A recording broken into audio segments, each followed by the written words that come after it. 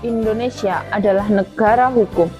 Setiap warga negara memiliki hak yang harus dipenuhi dan kewajiban yang harus dilaksanakan. Keduanya harus berjalan seimbang agar kehidupan berlangsung tertib dan adil.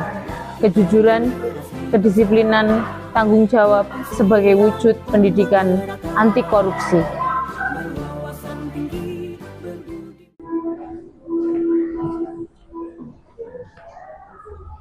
Assalamualaikum. Hari ini kita akan belajar bab ketiga tentang hak dan kewajiban warga negara, elemen Undang-Undang Dasar Negara Republik Indonesia tahun 1945. Nah, sebelumnya Bu Olim mau tanya, pernah nggak kalian itu melihat pelayanan publik seseorang tapi lebih cepat dibandingkan orang lain? Pernah? Oke. Di mana kalian pernah melihatnya? Di mana? Di mana, Eka? Ya, Eka, silakan. Di mana? Di layanan waktu pembuatan KTP. Waktu pembuatan KTP. Ya. Oke, ada lagi? Saya, Bu. Ini ya, Eza. Di mana, Za? Di rumah sakit. Di rumah sakit saat orang-orang periksa ya? Ya. Ya, terima kasih.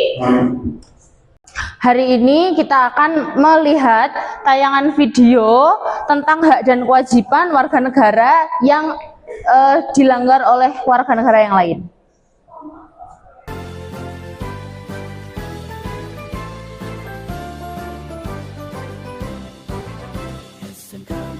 Setelah melihat video ini tadi, apa yang bisa disimpulkan dari video? Coba ada yang bisa menyimpulkan? Saya, Bu. Ya, Mahfira, dulu apa yang bisa disimpulkan? Jadi setelah melihat video di depan, yang bisa saya simpulkan adalah yang pertama ada pendaftaran EKTP. Di situ ada lansia, tapi tidak dilayani, melainkan petugasnya melayani wanita yang lebih muda. Kemudian yang kedua ada warga yang membuang sampah, kemudian menyokok petugas kebersihan. Kemudian yang ketiga ada tes wawancara. Di video tersebut orangnya memakai orang dalam untuk bisa lolos tes wawancara. Oke, terima kasih. Kita beri tepuk tangan untuk dari video tersebut kita bisa lihat bahwa banyak sekali hak dan kewajiban yang dilanggar oleh masyarakat di negara kita. Nah, kalau hak-hak itu banyak dilanggar, maka akan muncul perilaku koruptif seperti plagiasi, bolos masuk kelas, markup harga yang 2.000 ditulis 5.000, vandalisme, coret-coret tembok-tembok gedung, menyerobot antrian seperti yang di video tadi, berbohong dan membuang sampah sembarangan. Itu adalah bentuk perilaku koruptif. Nah, kalau perilaku koruptifnya dibiarkan tidak ditangani, lama-lama akan jadi tindak pidana korupsi yang akan dipidana oleh hukum di negara kita. Korupsi itu penyalahgunaan uang untuk keuntungan pribadi. Jadi uang negara dipakai untuk keuntungan pribadi. Itu adalah tindak pidana korupsi. Gitu. Ada yang bisa menyimpulkan dari yang Bu Aulia jelaskan ini tadi? Saya, Bu. Oke, Beno, silakan.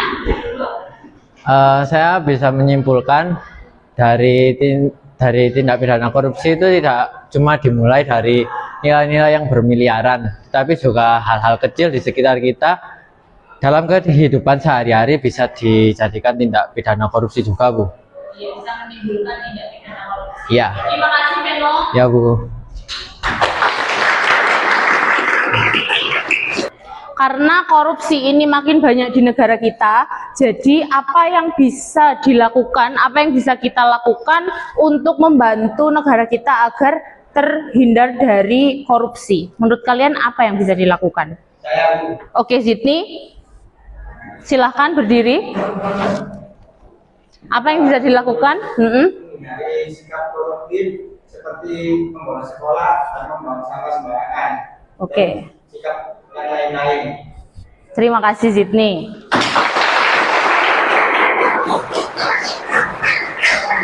Oke, materinya sudah selesai. Jadi setelah ini Bohongnya akan bagi kalian menjadi 5 kelompok. Ini adalah pembagian kelompoknya.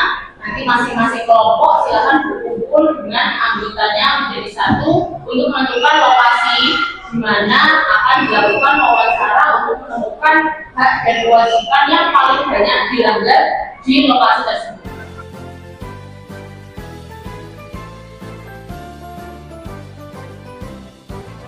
SMK bisa, SMK hebat, bermutu dan berkarakter kuat, berdaya saing dalam bekerja, tampil mandiri penuh cita.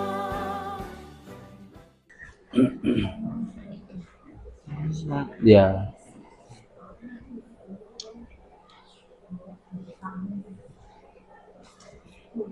Ya. Kami dari kelas 11 TM1 dari kelompok 1 ini menanyakan apakah ada yang dalam peminjaman atau pengembalian buku tidak sesuai dengan ketentuan? Sejauh ini aman, tidak ada kendala apapun mengenai pengembalian. Baik, terima kasih. Kita lanjut ke soal yang kedua. Iya. Di sini saya akan menanyakan apa saja hak dan kewajiban pengunjung perpus ketika berada di sini. Untuk pengunjung perpus berhak untuk memakai fasilitas yang ada di perpustakaan, termasuk peminjaman buku dan lain-lain. Ya. Untuk kewajiban pengunjung harus mematuhi peraturan-peraturan yang ada di perpustakaan. Ya. Seperti itu. Terima kasih, Pak. Ya, sama-sama. Ya. Ya. Makasih, Pak.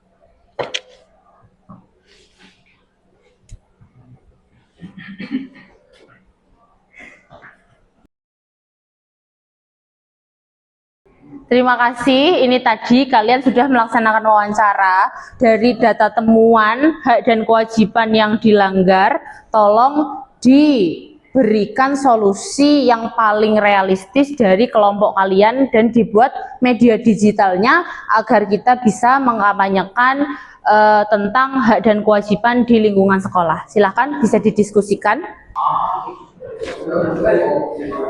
Kelompoknya Krisna ada yang sulit atau tidak? Solusinya sudah ada?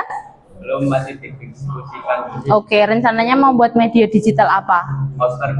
Poster. Oke, dapatnya lokasi mana tadi? Perpustakaan. Oh, perpustakaan. Aman?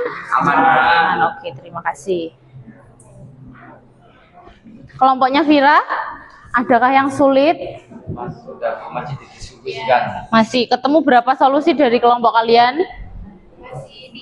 Oh, masih 3. Mau buat apa? Media digitalnya? Poster. Poster, oke.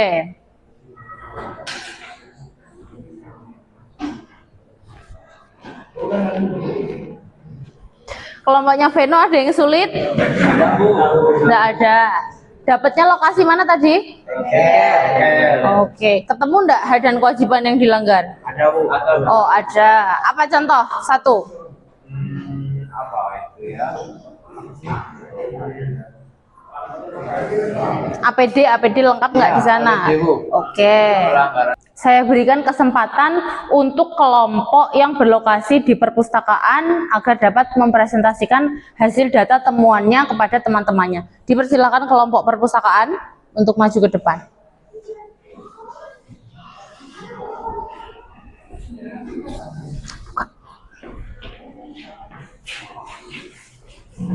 Baik, ini adalah hasil penemuan atau wawancara yang sudah dilakukan di perpustakaan. Di perpustakaan tadi masih banyak yang melanggar, dari beberapa kelas yang tidak mematuhi aturan perpustakaan seperti tidak mengembalikan buku tepat waktu. Ada yang ingin bertanya? Saya mau bertanya. Ya, silakan, Bu. Kelas manakah yang belum tertib mengembalikan buku biar saya bantu mengingatkan? Ada datanya, tapi untuk menjaga nama baik kelas itu, kami memilih untuk merahasiakannya.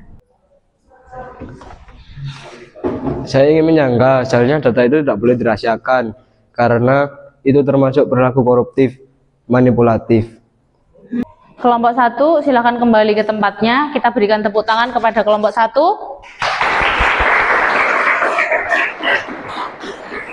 Terima kasih.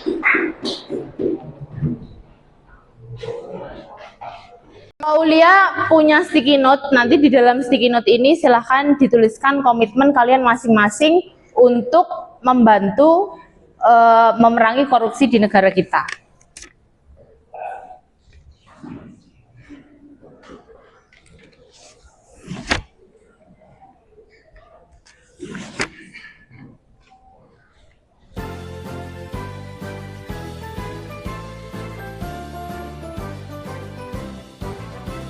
SMK bisa, SMK hebat, bermutu dan berkarakter kuat.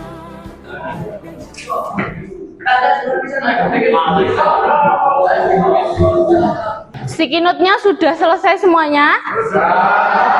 Bisa ditempelkan pada kertas sebelah sini agar nanti kita juga bisa mengingat-ingat komitmen kita dan membacanya di waktu yang kalau kita lupa. Silahkan saya beri kesempatan untuk silakan kelompok 1.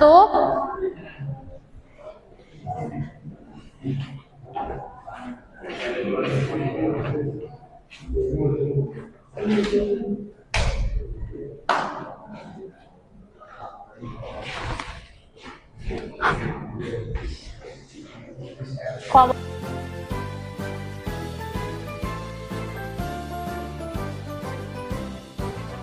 SMK bisa, SMK hebat, bermutu dan berkarakter kuat, berdaya saing. Terima kasih atas kegiatan pelajaran yang sangat menyenangkan hari ini.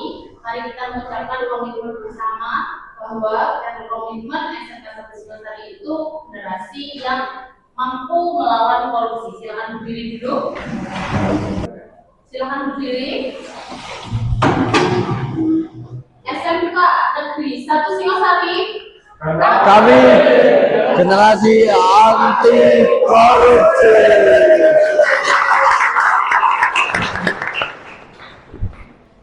Terima kasih atas presentasi dari semua kelompok, sudah bagus, tapi saya mau beri saran untuk kelompok 1 tadi, lebih baik data-data yang ditemukan itu dipaparkan apapun hasilnya, mau hasilnya baik, mau hasilnya buruk, semua harus diutarakan dengan kejujuran dan penuh pertanggungjawaban. Akhirnya, kalau perilaku tersebut tetap dipupuk dan tidak dihilangkan, akan terjadi perilaku koruptif. Dampaknya nanti bisa menjadi tindak pidana korupsi di kemudian hari. Ini adalah komitmen yang sudah kalian tulis, berarti kalau kalian berkomitmen, berarti kalian berjanji. Bu Aulia harapkan komitmen ini tidak hanya bentuk tulisan saja, tetapi benar-benar kalian jalankan sebagai generasi anti korupsi di masa modernisasi ini. Terakhir, sebelum meninggalkan kelas, sebaiknya kita rapikan dulu kursi dan meja yang sudah dibuat untuk diskusi kelompok. Silakan dirapikan kembali.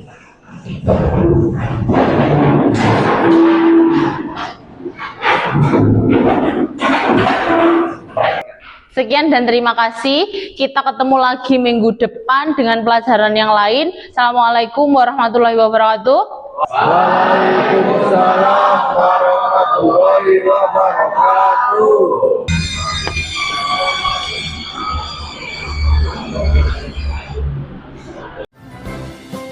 SMK bisa, SMK